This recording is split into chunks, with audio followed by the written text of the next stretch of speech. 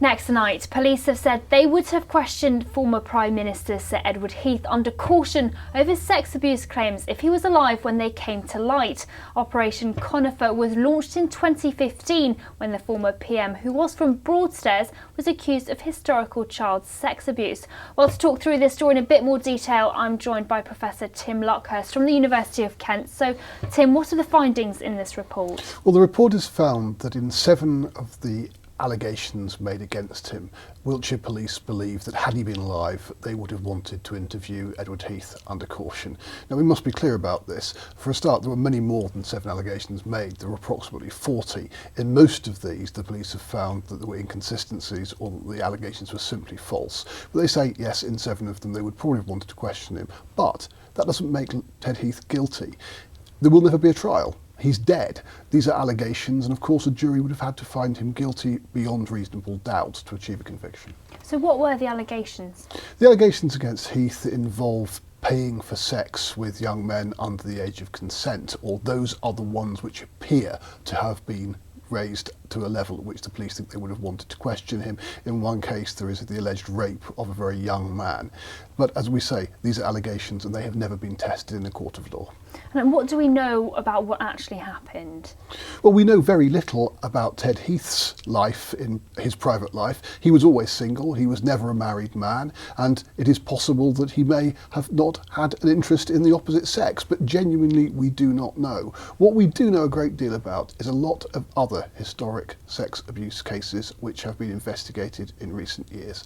And it's important that we should remember that many of these cases have led to findings that they are entirely based on invented accusations. So, for example, the former Home Secretary, Leon Britton, was accused while he was alive of having been involved in a sex abuse ring. Since he has died, his wife has received an apology from the Metropolitan Police and a large sum in compensation. Lord Bramall, a D-Day veteran who went on to be head of the British Armed Forces, was accused of similar activities, in his case with young men again. His wife has received large compensation. Lord Bramall himself has received large compensation and an apology from the police. So we must remember that historic sex abuse cases are very hard to investigate. They can't come to trial. There is no possibility of there being a proper judicial process. So it is important that we realise that he's not guilty for these allegations. No, Ted Heath would, had the police been able to question him, have been brought to a police station, he'd have been advised that they were investigating a criminal offence, and then he would have been asked questions about the allegations. It's possible that he would have had perfectly plausible answers to say, no, I'm sorry, that's an allegation about me doing something in a place where I clearly wasn't on that day and I've got an alibi. That's what was the case in Lord Britton's case and in Lord Bramall's case. But we simply will never know because Ted Heath is dead and his reputation is damaged by the allegations. He will never have the chance to defend himself in court. So what happens next?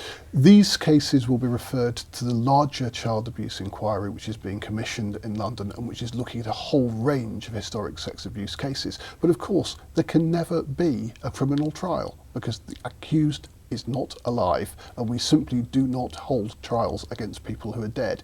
Indeed, we used to have a doctrine that we should not speak ill of the dead. Great, and thanks very much for that, Tim.